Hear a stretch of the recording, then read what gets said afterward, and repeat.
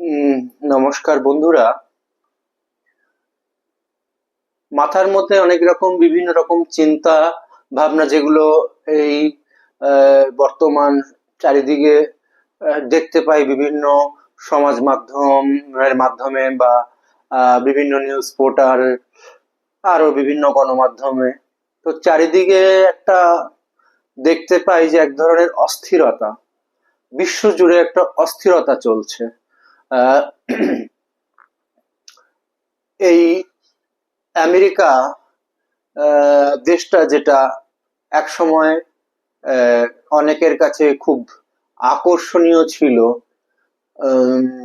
একটা সময় আমরা কম বয়সে, যখন আজ থেকে আরো 20-25 বছর আগে স্কুলে টুলে পড়তাম বা সদ্য কলেজে উঠেছি, তখন মানে যে সমস্ত ম্যাগাজিন পড়তাম বা নিউজ টিউজে পড়তাম, তখন সেখানে হেডিংটা থাকতো যে সব পেয়েছিস দেশ আমেরিকা। বা একটা গল্প আমাদের ছিল, কোন ক্লাসে আমার এই মুহূর্তে ঠিক মনে পড়ছে না। সে গল্পের নামটা ছিল বিলেত দেশটা মাটির সেটা। তো মানে ব্রিটিশ আমলে আহ, বা তার পরবর্তী সময়ে আহ, লন্ডনকে, যেটা বর্তমানে ইউনাইটেড কিংডম, যুক্তরা যুক্তরাষ্ট্র, যুক্তরাজ্য বলা হয় আমেরিকাকে, আমেরিকা যুক্তরাষ্ট্র, আর ইউকে কে বলা হয় যুক্তরাজ্য। হ্যাঁ, সরি, ইয়েস। তো এই উম, লন্ডনকে হচ্ছে গিয়ে বলা হতো বিলেত। এবং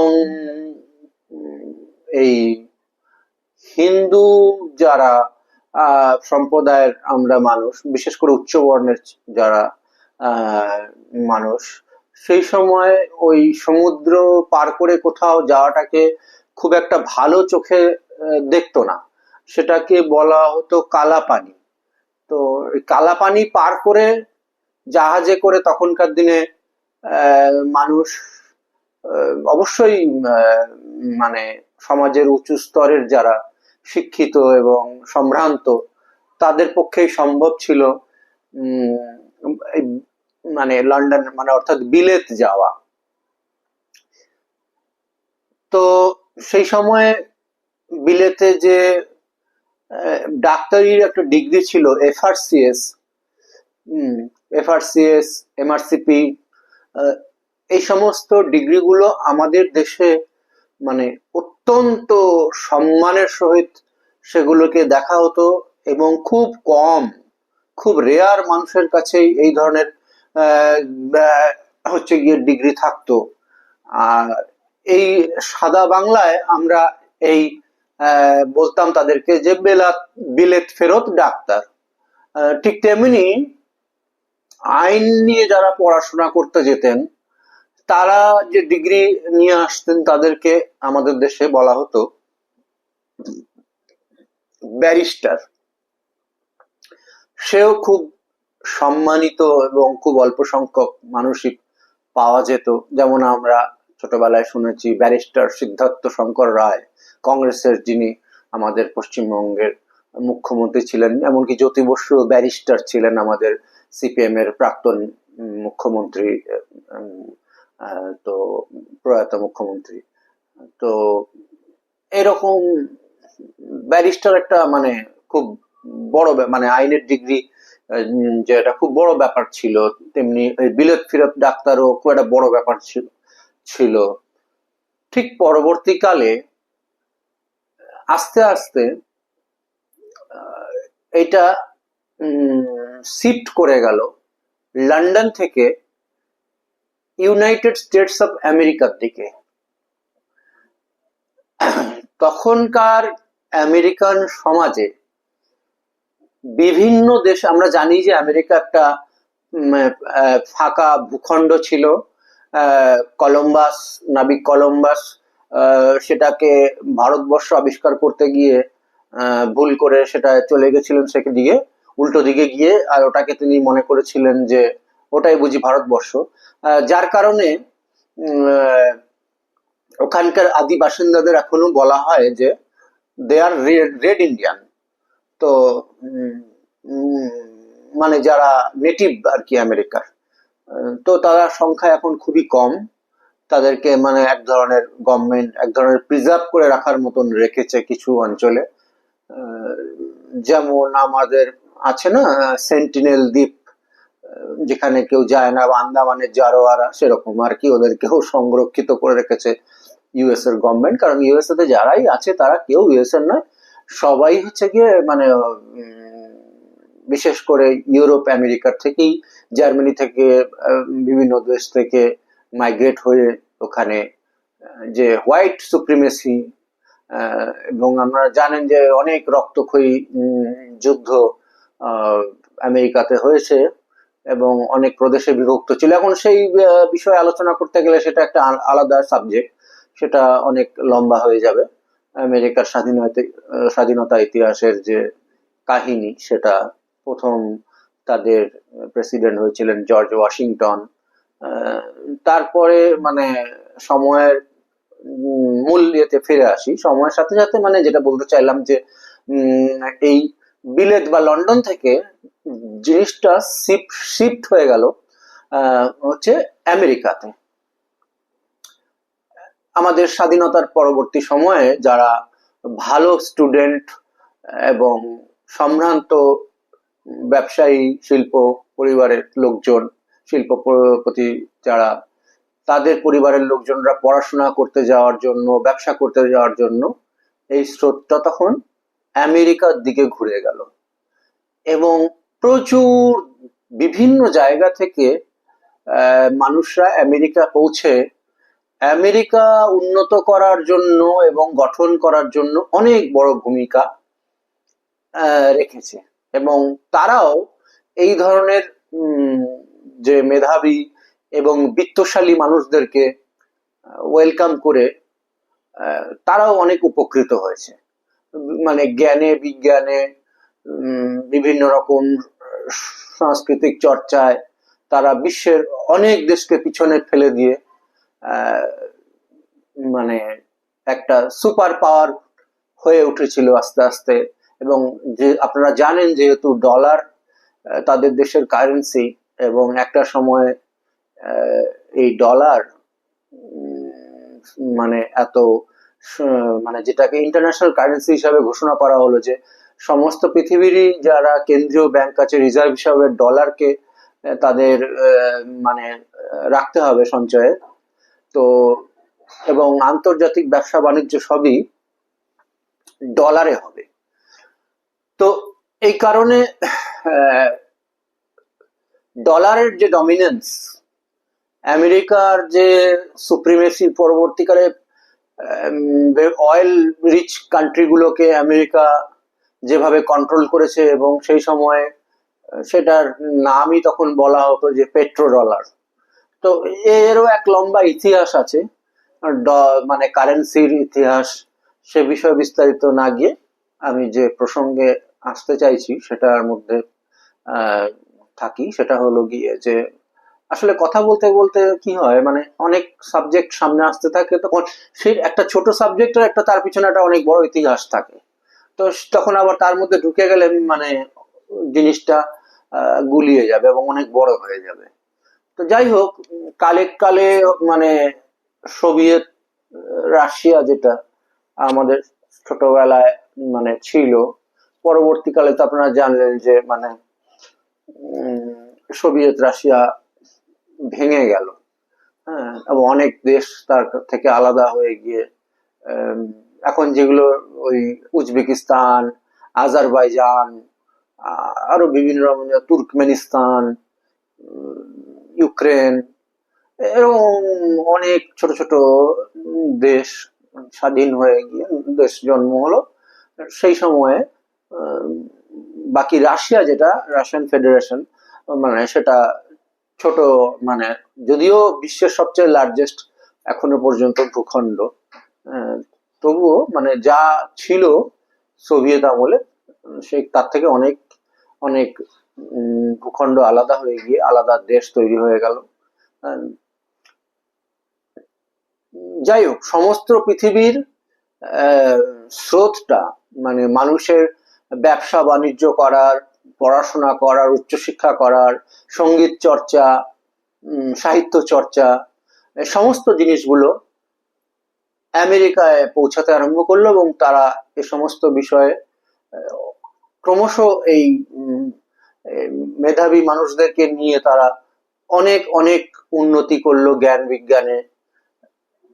এবং আমাদের এই ভারতীয় উপমহাদেশ থেকেও বহু মানুষ স্বাধীনতার পূর্ববর্তী সময় এবং স্বাধীনতার পরবর্তী সময়ে দলে দলে আমেরিকা গেছে এবং সেটা একটা আমেরিকান ড্রিমস বলে একটা মানে ফ্যাক্টর কাজ করতো। এখনো এখনো আছে, তা অবশ্য মানে এখনো অনেক সেটা ক্রেজটা আগের তুলনায় অনেক কম, তবু একবারে যেটা আছে তাও কম নয়। আজকের দিনেও সুযোগ পেলে অনেকেই সেখানে যেতে চাইবেন। কারণ কেন যেতে চাইবেন না, সেখানে আমাদের এই স্টুডেন্টরা যে যেত বা ব্যবসায়ীরা যেত বা সম্ভ্রান্ত পরিবারের মানুষরা যেত, এর পিছনে কারণ কি ছিল? এর পিছনে কারণ ছিল যে সেখানে সমাজ ব্যবস্থা অনেক উদার, স্বাধীন। সেখানে আপনি আপনার মতন করে বাঁচতে পারবেন, আপনার মতন করে চলতে পারবেন। একটা রিয়েল ডেমোক্রেসি যেটাকে বলা হয়, যদিও ওটা ক্যাপিটালিজম কে মানে রিয়েল ডেমোক্রেসি বলা যাবে কিনা সেটা একটা বিতর্কের বিষয়। তো যাই হোক, আমেরিকা ধনতান্ত্রিক দেশ, এমনকি আমাদের ইন্ডিয়াও মিক্সড অর্থনীতির দেশ। এখানেও মানে এক ধরনের ধনতান্ত্রিক ব্যবস্থাই চলে এখানে। মানে এই আমার মানে প্রজাতন্ত্র তো বটেই, মানে আরো বেশ যে আছে না যে মানে কমিউনিজম আর কি, বা যেমন সোভিয়েত রাশিয়া ছিল। তারপর অনেক দেশে আছে রাজতন্ত্র। তো অবশ্যই তার তুলনায় বেটার গণতন্ত্র, যদিও এই নিয়ে বহুবার বহু কাটাছেঁড়া হয়েছে গণতন্ত্রকে নিয়ে।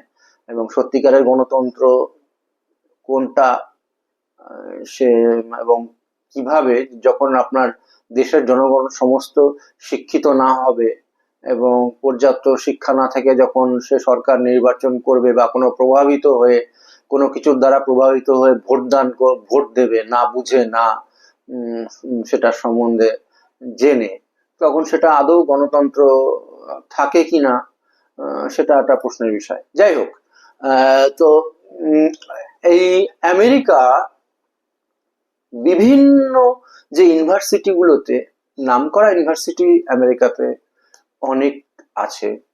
যেমন আমাদের আইআইটি আছে, সেরকম ওদের আছে MIT, Massachusetts institute of technology. তো সেখানে যারা পড়াশোনা মানে আমাদের এখান থেকে আইআইটি গ্রাজুয়েশন করে, বিটেক করে বা বিই করে পরবর্তীকালে সেখানে গিয়ে এমআইটিতে মাস্টার্স করেছেন, বা সরাসরি ভালো স্টুডেন্ট বা সচ্ছল বা স্কলারশিপ পেয়ে সেখানে সরাসরি ইঞ্জিনিয়ারিং গ্রাজুয়েশন করেছেন, এমনকি ডাক্তারি এবং আদার্স আরো বিভিন্ন বিষয়ে, ইকোনমিক্স আরো আদার্স বিভিন্ন সমাজবিদ্যা, ওখানে সুযোগ তো অনেক বেশি।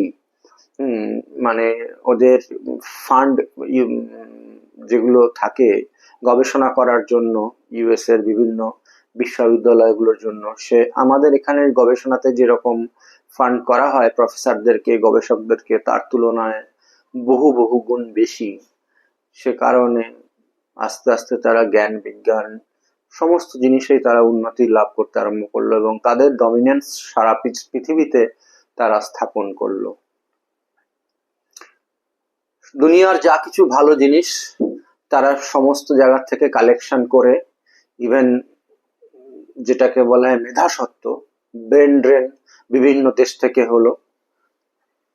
বিশেষ করে আমাদের ভারতীয় উপমহাদেশে এবং স্বাধীনতার পরে ভারতবর্ষ থেকে প্রচুর মেধাবী স্টুডেন্টরা সেখানে গেল এবং তাদের এখন সেকেন্ড জেনারেশন, থার্ড জেনারেশন। সেখানে তারা লোকাল আমেরিকানদের থেকেও অনেক বেশি ভালো পজিশনে অবস্থান করছেন। তো এবং রাজনীতিতেও সক্রিয় প্রচুর মানুষ। কত নাম বলা যায়, প্রচুর নাম বলা যেতে পারে। বিবেক রামস্বামী, যিনি ডোনাল্ড ট্রাম্পের আগে রিপাবলিক দলের হয়ে দাঁড়িয়েছিলেন। হ্যাঁ, তো পরবর্তীকালে ডোনাল্ড ট্রাম্পের যাতে দাঁড়াতে সুবিধা হয় প্রেসিডেন্সিয়াল ইলেকশনে, সেজন্য তিনি সরে দাঁড়িয়েছেন। তো বুঝতেই পারছেন, একজন ভারতীয় বংশোদ্ভূত সেই ইউএস এর প্রেসিডেন্ট হয়েই যেত এক প্রকার। তো বা আগামী দিনেও সম্ভাবনা আছে। এখন যে আমেরিকাতে যে ভাইস প্রেসিডেন্ট আছেন জেডি ভান্স, তার ওয়াইফও কিন্তু একজন ভারতীয় বংশোদ্ভূত। বা যে এখন ইন্টেলিজেন্সের সর্বময় যে আছেন ওখানে দেখাশোনা করেন আমেরিকাতে বর্তমানে, তুলসী গাবার্ড, মানে একবারের নয়, অনেকবার, বেশ কয়েকবারের সেনেটর। ক্যাশ পটেল, এরকম অজস্র নাম। আগের তো যে সেকেন্ড লেডি ছিলেন, মানে ওদের ওখানে তো ওটা ওই প্রেসিডেন্টের ওয়াইফকে বলা হয় ফার্স্ট লেডি। তো যে ছিলেন, সরি সেকেন্ড লেডি নয়, ওটা সেকেন্ড লেডি বলা যায় কি, ভাইস প্রেসিডেন্ট তো ছিলেন কামলা হ্যারিস, ভারতীয় বংশোদ্ভূত। এরকম প্রচুর ভারতীয় মানুষ সেখানে খুব উচ্চ পদমর্যাদায় অধিষ্ঠান করছেন মুহূর্তে। এবং বলা হয় যে, আপনারা জানেন যে সারা পৃথিবীর মধ্যে একটা, যারা মানে বিজনেস ইকোনমিটাকে কন্ট্রোল করে, জিউসরা, তাদের মানে ইহুদিদের একটা লবি খুব বড় স্ট্রং আমেরিকাতে আছে দীর্ঘদিন যাবৎ। ইভেন এখনো তারা সেই মানে আমেরিকা তাদের ইচ্ছায় বা তাদের অঙ্গুলি হেলনে অনেক কাজই করে থাকে। জাতিসংঘ বলে যে প্রতিষ্ঠানটা আছে, সেটা তো আমেরিকাতেই, বিশ্ব ব্যাংকও আমেরিকাতেই, এবং ওগুলোকে তারা ডমিনেট করে পুরোপুরি আমেরিকানরা। এবং পার্মানেন্ট সদস্য জাতিসংঘের যে 5টা country, China, Russia, Britain, France, America, বাকিরা সবই সাধারণ সদস্য, কেউ স্থায়ী সদস্য নয়। এটা রিফর্ম নিয়ে কথাবার্তা চলছে, কিন্তু জাপান এবং ইন্ডিয়াকে যাতে সুযোগ দেওয়া যায় সেটা নিয়ে অনেকদিন ধরে চেষ্টা হচ্ছে। চীন বাদে প্রায় সব দেশই এক প্রকার তাতে সম্মতও হয়েছে, কিন্তু চীনের, আপনারা জানেন যে ওই যারা মানে পার্মানেন্ট সদস্য, তাদের একটা ভেটো দেওয়ার অধিকার থাকে। তো চীনের ভেটো দেওয়ার কারণে ভারত বা জাপান কিন্তু এই সদস্য হতে পারছে না, বহুদিন ধরেই চেষ্টা করছে। তবে ভারত এই মুহূর্তে একটা প্রভাবশালী দেশ আন্তর্জাতিক অঙ্গনে। হ্যাঁ, তাই যাই হোক, যেটা থেকে বলতে যাচ্ছিলাম, তো সেটা হচ্ছে এই ইহুদি লবিরা এই ব্যাংকিং সিস্টেমকে কন্ট্রোল করে সারা পৃথিবীতে। তো এদের কয়েকটা ফ্যামিলি আছে, রকফেলার, রথচাইল্ড ফ্যামিলি, এরকম বেশ কিছু ফ্যামিলি আছে, তারা এই ওয়ার্ল্ড ইকোনমিটাকে পুরো নিয়ন্ত্রণ করে। এবং একটা কোম্পানি আছে, জিউস কোম্পানি, তার মালিক হচ্ছে ল্যারি ফিঙ্ক, একজন জিউস ইহুদি। তার সংস্থা যে ব্ল্যাক রক, প্রায় দুনিয়ার প্রায় 40%-এরও বেশি সম্পদ তারা হচ্ছে গিয়ে ম্যানেজ করে, ওয়েলথ ম্যানেজমেন্ট কোম্পানি। তো যাই হোক, ইহুদিদের পরেই কিন্তু বর্তমানে আমেরিকাতে ভারতীয় লবিস্টদের বেশ বড় একটা প্রভাবশালী অংশ তৈরি হয়েছে, যাদের কিনা, যারা আসলে ওখানে সেকেন্ড জেনারেশন বা থার্ড জেনারেশন, তারা সেখানে বর্ন বট আপ, তারা ইন্ডিয়া আসেনি, ইন্ডিয়া সম্বন্ধে কিছু জানে না, শুধু এটুকু জানে যে আমার দাদু ইন্ডিয়া থেকে এসছিল। উম, এই আর কি। কারণ আজ থেকে কয়েক বছর আগেও যদি আমেরিকার সাধারণ মানুষকে প্রশ্ন করা হতো যে ইন্ডিয়া বলে একটা দেশ আছে, আপনারা জানেন, বলতে পারতো না। খুব কম সংখ্যক শিক্ষিত শহুরে মানুষরাই বলতে পারতো, অল্প সংখ্যক। তবে বর্তমানে ইন্ডিয়া সেই জায়গা তৈরি করে নিয়েছে বিশ্বরঙ্গনে। আমার ধারণা পৃথিবীর যেখানেই আপনি যান না কেন, সেটা ক্রিকেটের কারণে হোক, বলিউডের কারণে হোক, আইআইটির কারণে হোক, বা আইআইএম এর কারণে হোক না কেন, বা শক্তিশালী গভর্নমেন্টের কারণে হোক না কেন, অবশ্যই ইন্ডিয়াকে চিনবে এবং ইন্ডিয়ান হিসেবে আপনাকে রেকগনাইজ করবে। ইন্ডিয়ান যে একটা ছিল, যে অনেক মানুষ ইন্ডিয়া বলে যে একটা দেশ ছিল, আমরা সে তাই তো জানতো না। আপনারা জানেন স্বামী বিবেকানন্দের গল্প, যে বিশ্ব হিন্দু সম্মেলন হয়েছিল শিকাগো, বিশ্ব ধর্ম সম্মেলন, সরি, বিশ্ব ধর্ম সম্মেলনে এক প্রকার আমন্ত্রণই পায়নি হিন্দু থেকে। অনেক বহু কষ্ট করে তিনি সেখানে পৌঁছে, সে কাহিনী তো আর এক আলাদা কাহিনী। শিকাগোতে সেখানে তার রেখেছিলেন, বক্তৃতা দিয়েছিলেন এবং অনর্গল তাকে মানে হাততালিতে প্রশংসায় ভরিয়ে দেওয়া হয়েছিল। বহু মানুষ তখন ইন্ডিয়া এবং হিন্দু ধর্মের প্রতি মানে গোচরে আসে, তারা সেটা নিয়ে জানবার ইচ্ছা তৈরি হয়। এরপরে শ্রীল প্রভুপাদ অভয়চরণের একটা প্রতিষ্ঠান করেছেন, যেটা ইন্টারন্যাশনাল কৃষ্ণ কনসাস, সংক্ষেপে হচ্ছে ইসকন। সেটাও ওইখান থেকেই তৈরি হয়ে সারা পৃথিবীতে এখন বহু দেশেই হচ্ছে গিয়ে তাদের সংস্থার কার্যালয় আছে, যেটা কিনা প্রধান কার্যালয় আমাদের পশ্চিমবঙ্গের মায়াপুরে। তো যাই হোক, বিভিন্ন কারণে ইন্ডিয়া দেশকে এখন আগের মতন তুচ্ছ তাচ্ছিল্য করার জায়গায় আর নেই। তো এর প্রেক্ষিতেই আমরা একটা হঠাৎ করে নতুন জিনিস দেখতে পেলাম, যে ডোনাল্ড ট্রাম্প, যিনি আমেরিকার প্রেসিডেন্ট হিসেবে দ্বিতীয়বার ক্ষমতায় এলেন, তিনি আসা মাত্র বেশ কিছু সিদ্ধান্ত নিলেন। যেমন অবৈধ অভিবাসী বিতরণ করবেন, বেশ ভালো কথা। তো হঠাৎ করেই তিনি ধরপাকড় শুরু করে দিলেন এবং তার মধ্যে দেখা গেল যে ইন্ডিয়ার মানুষদেরকে, অন্যান্য মানুষদেরকে কিভাবে ফেরত পাঠানো হয়েছে তাদের নিজ দেশে আমরা খুব একটা বেশি জানি না। তবে আমাদের দেশের মানুষকে, বিশেষ করে হরিয়ানা, পাঞ্জাব এসব প্রদেশের মানুষরা সংখ্যা একটু বেশি, এদেরকে খুব বাজেভাবে, এমনটা নয় যে এর আগে ফেরত পাঠানো হয়নি, সমীক্ষায় দেখা যাচ্ছে বা ডেটা দেখলে দেখা যায় যে জো বাইডেনের আমলে এর থেকে বেশি ফেরত পাঠানো হয়েছে অভিবাসী। আগেও হয়েছে, সব জমানাতেই হয়েছে, জর্জ বুশ, বিল ক্লিন্টন থেকে আরম্ভ, সব জমানা থেকেই হয়েছে, ওবামা থেকে আরম্ভ করে। কিন্তু এইবারে যে এটা যেভাবে মানে ডোনাল্ড ট্রাম্প এটাকে ওই মানে যুদ্ধর যে বিমান গ্লোব মাস্টার পরিবহন বিমান, সেটার মধ্যে হাত পায়ে শিকল পরিয়ে, মানে আদৌ প্রয়োজন ছিল কিনা এটার, এটা দেখালেন যে হ্যাঁ আমি এটা কিছু করে দেখালাম আর কি মনোভাব।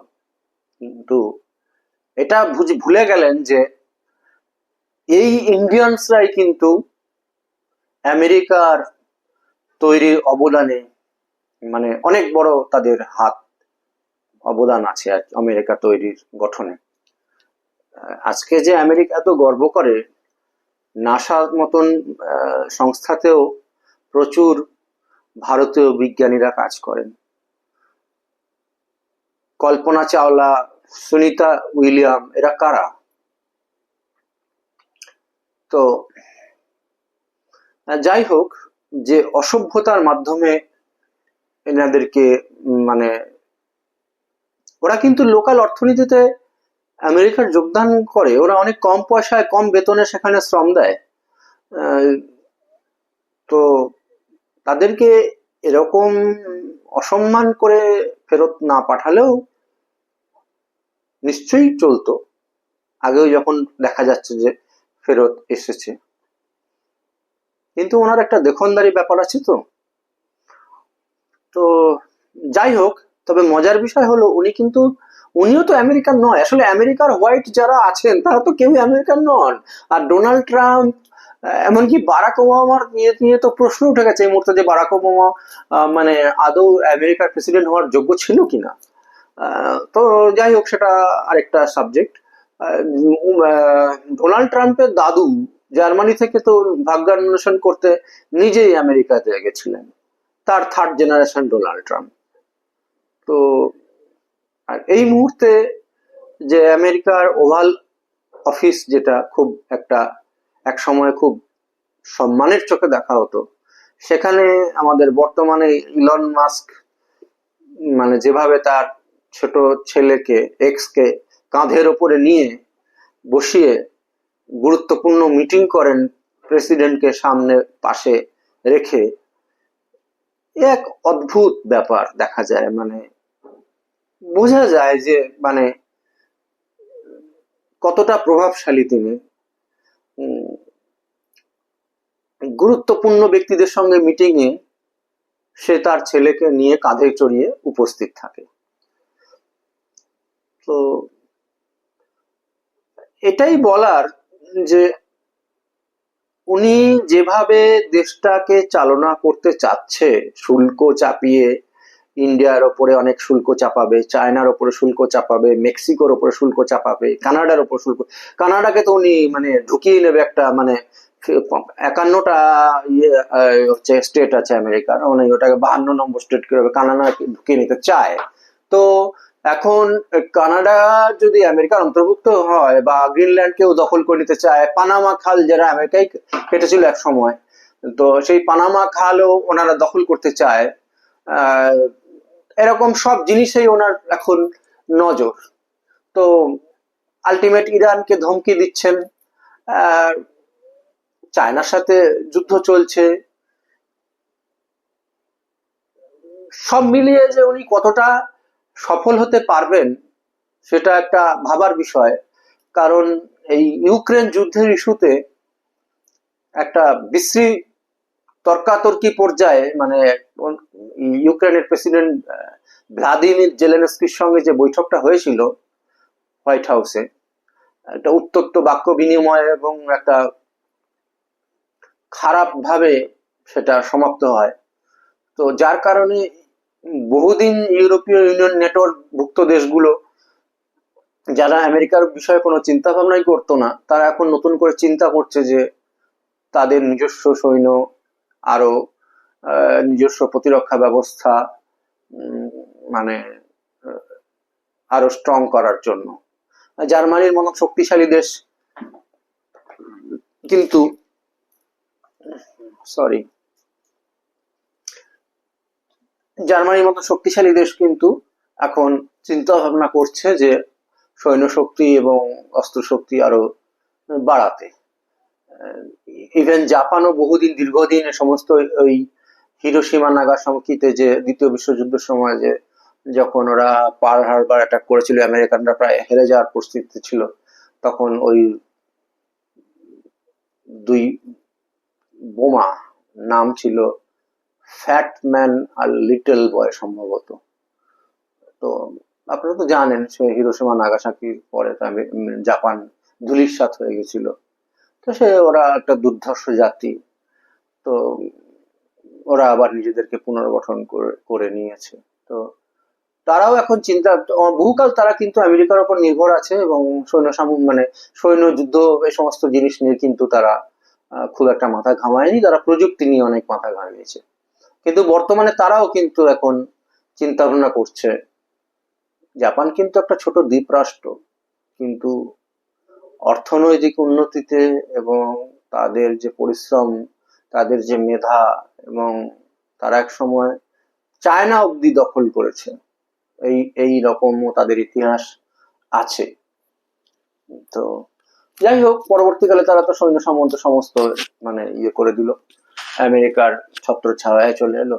কিন্তু তারাও এখন নতুন করে ভাবতে শুরু করেছে যে আমাদেরকে স্বয়ং সম্পূর্ণ হতে হবে, যুদ্ধাস্ত্রে এবং অন্যান্য এই ধরনের সমরাস্ত্র বা যুদ্ধ বিষয়ক যে সমস্ত জিনিসগুলো আছে তাতে স্বয়ং সম্পূর্ণ হতে হবে।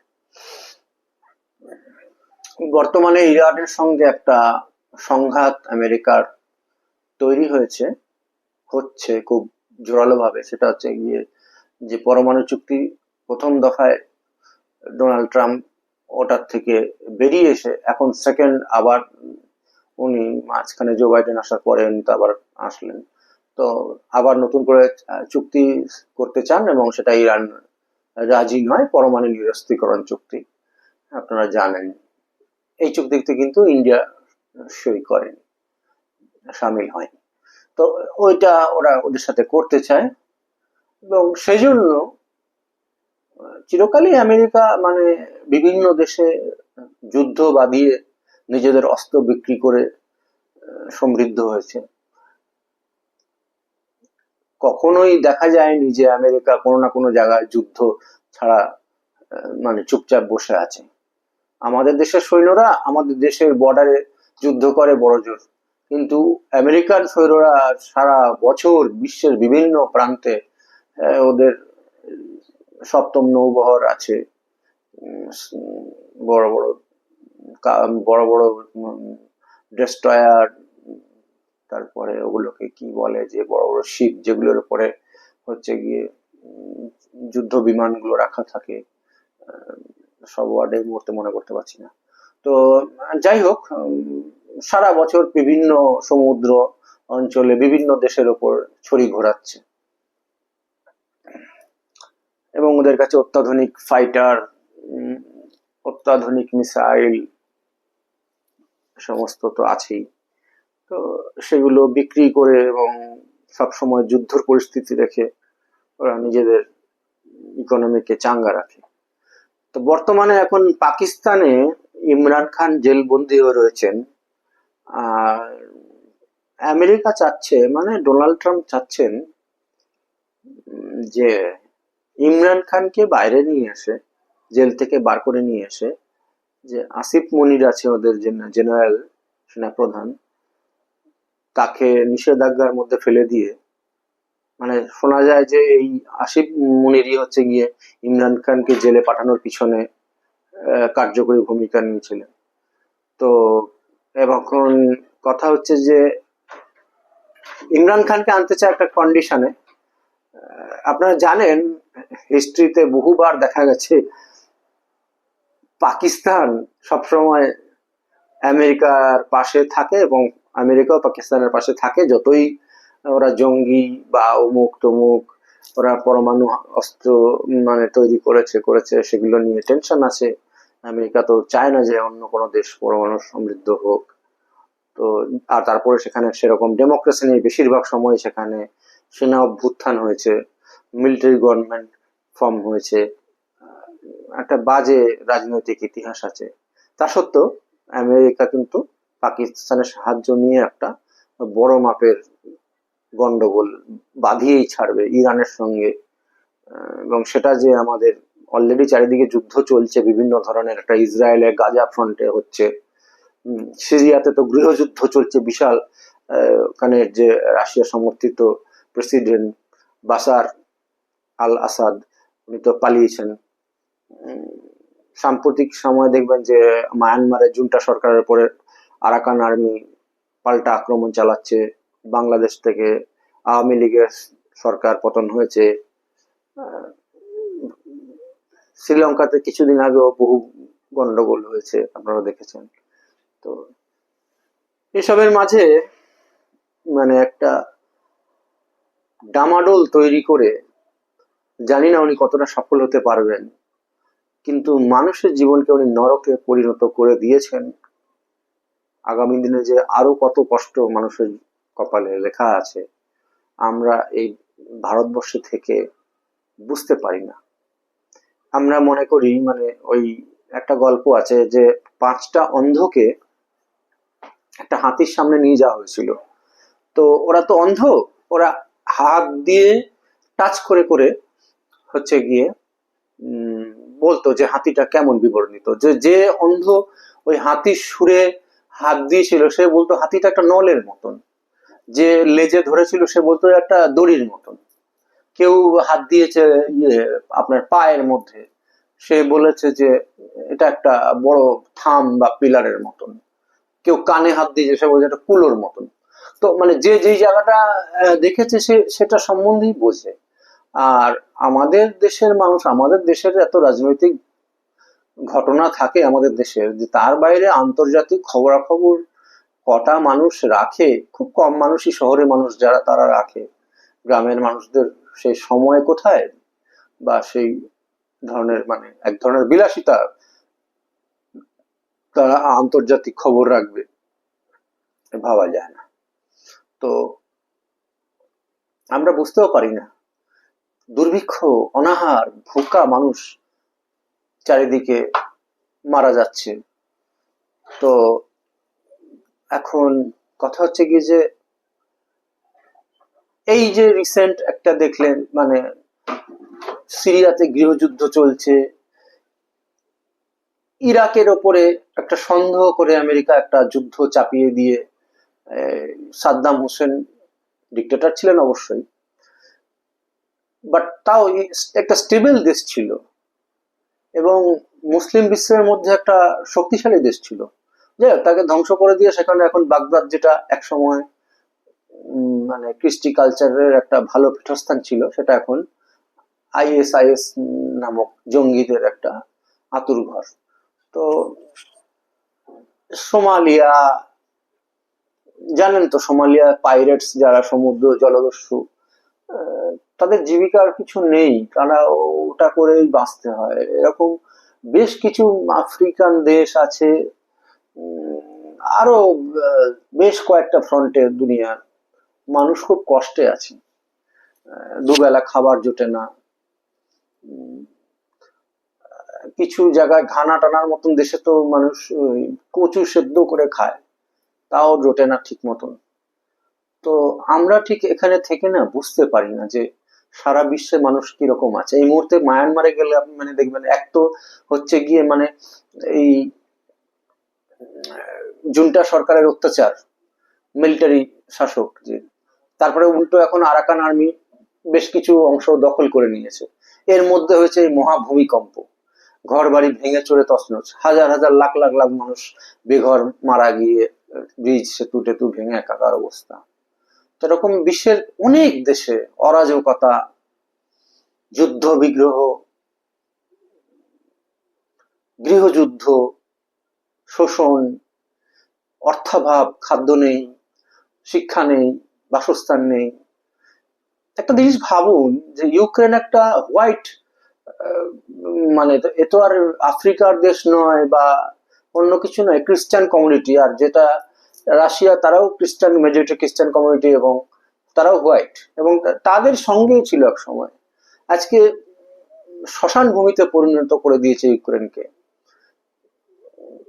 রাজধানী কিভ একটুখানি জায়গা বাদ দিয়ে বোধহয় মানে আপনি যদি যান সেখানে, যাকে ইউক্রেনের ইউক্রেনকে বলা হতো মানে ইউরোপের রুটির ঝুড়ি। হ্যাঁ, আমরা আমরা ছোটবেলায় পড়েছি যে ইউক্রেন হচ্ছে গিয়ে রাশিয়ার খাদ্য ভান্ডার। এত শস্য সেখানে, উর্বর জমি উৎপাদন হয়, গম, প্রচুর গম ফলন হয়, এবং অনেক বিশ্বের অনেক দেশকে ইউক্রেন গম সাপ্লাই করে। তো সেসব ব্যবস্থা ভেঙে পড়েছে, সেখানে মানুষ হাহাকার, ঘর ছাড়া। তো চারিদিকেই নারকীয় অবস্থার মধ্যে থেকে মানে মানুষ যে কি কষ্টে আছে সেটা আমরা এখানে বসে অনুধাবন করতে পারি না। আমাদের নিজেদেরই কিছু রাজনৈতিক ছোটখাটো যে সমস্যা আছে, তাতেই আমরা মানে উল্টে পাল্টে মানে কি বলবো, তার অভিঘাত সহ্য করতে করতেই আমরা ব্যস্ত থাকি। তো সেই জন্য আন্তর্জাতিক পরিসরে যে কি ঘটছে, কি চলছে, এই কোভিড যখন হয়েছিল, করোনা ভাইরাসের অ্যাটাক, তখন মানুষ একটু বুঝতে পেরেছিল। তো এরকম নানাবিধ সমস্যা, যেই দেশটা একটা সময় ছিল জ্ঞান বিজ্ঞান সাহিত্য সংস্কৃতি উন্নতির ধারক বাহক, যেখানে অসংখ্য মেধাবী মানুষরা গিয়ে দেশটাকে গড়ে তুলতে সাহায্য করেছে, যেখানে ভারতীয়দের প্রচুর অবদান আছে, আজকে তাদেরকে এরকম ভাবে অপমানিত লাঞ্ছিত করে সেখান থেকে ফেরত পাঠানো হচ্ছে। আবার মজার বিষয় দেখুন, আইআইটির যে ভালো ভালো স্টুডেন্ট গুলো আছে, সেগুলোকে কিন্তু ওরা একদম পা ধরে নিয়ে চলে যাবে। হ্যাঁ, ওদেরকে একদম রাজার হালে রাখবে। এখন তো উনি আবার 50 কোটি টাকার একটা গোল্ডেন ভিসা চালু করেছেন। মানে কি, আইদার তুমি খুব বড় বিজনেসম্যান হও, ওখানে ইনভেস্ট করো, আইদার তোমার খুব মেধাবী স্টুডেন্ট, তাহলে আসো, আর বাকি সাধারণ তোমাদের এন্ট্রি নেই। যারা সাধারণ তাদের এন্ট্রি নেই, কারণ কত স্বার্থপর দেশ ভাবুন, যাদেরকে দিয়ে মানে সমস্ত কিছু গড়ে তুললো, যাদের শ্রমে আজকে তাকে আরো 15 বছর 20 বছর হয়ে গেছে, তাদেরকে ধরে তাদের ছেলেমেয়েরা সেখানে জন্ম, সেখানে স্কুলে কলেজে পড়াশোনা করে, তারা আমেরিকার বাইরে কিছু জানে না চেনে না, তাদেরকে আজকে মানে ধরে ধরে ফেরত পাঠাচ্ছে। তাই বিভিন্ন জিনিস যখন দেখি, মনের মধ্যে অনেক কথা আসে। কিছু কথা শেয়ার করলাম। আগামী দিনে আমি কন্টেন্ট একটু ভালো করে করার চেষ্টা করব। আমি কোনো প্রিপারেশন নিয়ে বসিনি, বা আমার কাছে কোনো স্ক্রিপ্ট নেই, তো সেজন্য আমি আর আমার এডিটিং করার মতন ব্যবস্থা নেই। চেষ্টা করব যদি পরবর্তীতে সেগুলো করা যায়। তো যাই হোক, অত পরিকল্পনাও নেই এখন এই মুহূর্তে। কিছু মনের কথা আপনাদের সঙ্গে শেয়ার করলাম। নমস্কার।